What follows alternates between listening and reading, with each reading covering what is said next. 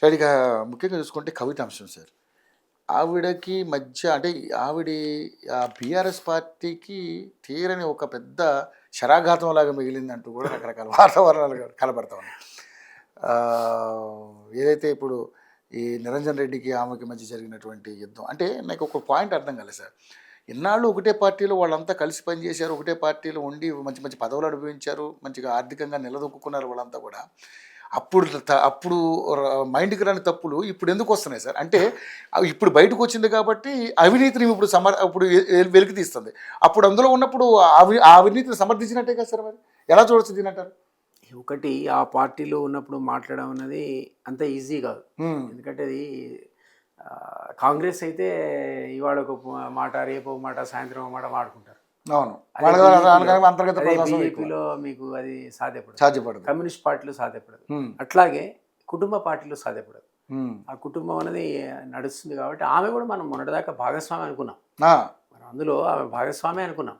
కాబట్టి అంతా కలిసే లూటీ చేస్తున్నారు వీళ్ళందరికీ తెలుసని అనుకున్నాం తప్ప ఎప్పటివరకైతే ఆమె బయటకు వచ్చి నాకు 8 ఉత్తరాలు మా డాడీకి రాశాను, దయ్యాలు ఇవన్నీ ఉన్నాయి అక్కడ, ఆయన మా పరమశివుడు, చుట్టూ ఉన్న వాళ్ళే దొంగలని చెప్పేంత వరకు మనకు కూడా విభేదాలు అన్నట్టు తెలియదు.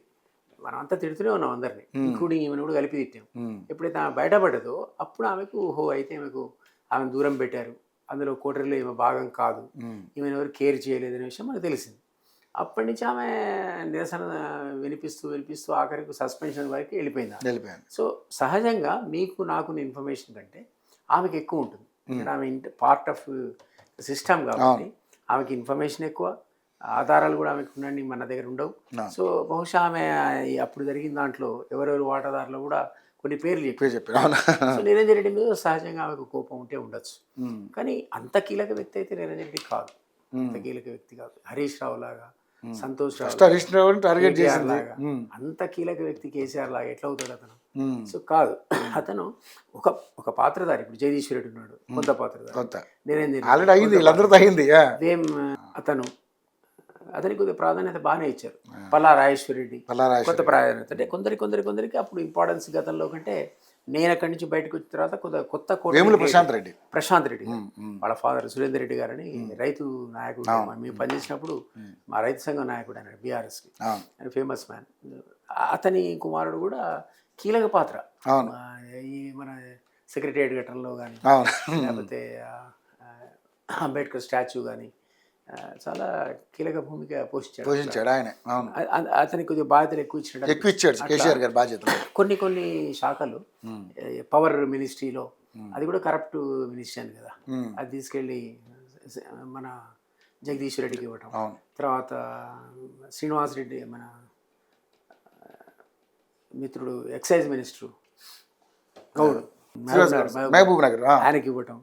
ఇవన్నీ కొన్ని శాఖలు కేసీఆర్ కూడా కొంత డిసెంట్రలైజ్ చేసి ఇచ్చాడు వాళ్ళకి. దాంట్లో కరప్షన్ ఎక్కువ, ఇవన్నీ గొడవ. ఈవెన్ తలసాని దాంట్లో కూడా ఆఖరికి స్కామ్, బర్రెల స్కామ్, ఇవన్నీ ఎక్కడ ఎవరు ఏ శాఖ అయినా సరే వాళ్ళు ఎవరికి వాళ్ళు పంచుకున్నారు, దాంట్లో అవినీతిలో పాలు పంచుకున్నారు అనేది రకరకాల ఎంక్వైరీలు కదా, మనం అనటం కాదు. బట్ అవన్నీ కూడా ఈమె అక్కడ ఉంది ఇంటర్నల్గా. సో ఆమెకున్న ఇన్ఫర్మేషన్ మనకు ఉండదు. కాబట్టి బహుశా ఇప్పుడు ఒక్కోటి బయట పెడుతోంది, తిడుతోంది, తండ్రికి ఏమైనా తెలియదు అంటుంది, మనకు తెలియదు. ఇన్ని రకాల ఎంక్వైరీస్ ఉన్నాయి. సో ఇది ఎక్కడో నిరంజన్ రెడ్డి కూడా ఏదో కామెంట్ చేశాడు ఆయన మీద.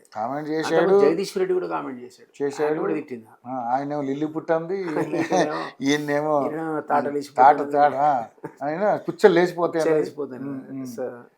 తిన్మార్ మల్ల మీద అయితే ఏకంగా కార్యకర్తలు దాడి చేశారు.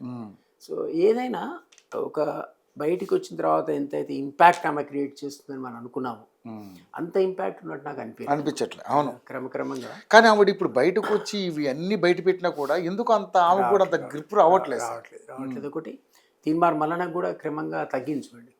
అంతకుముందు ఒక ఊపు ఊపాడు తిన్మార్ మల్లన, ఆ స్థాయి నుంచి ఇప్పుడు మామూలుగా స్థాయికి వచ్చేసాడు. ఈవెన్ కవిత కూడా ఒక సెన్సేషన్ లా బయటకు వచ్చి ఇప్పుడు ఆమె కూడా కొద్దిగా ఆల్సో ర్యాండ్ టైప్ లాగా కొద్దిగా తగ్గింది. ఏ కారణం వచ్చో తెలియదు. రేపు రాబోయే రోజుల్లో పార్టీ కూడా అనౌన్స్ చేయలేదు, మళ్ళీ పార్టీ అనౌన్స్ చేశాడు, లోకల్ బాడీలో ఏం చేస్తాడో తెలియదు.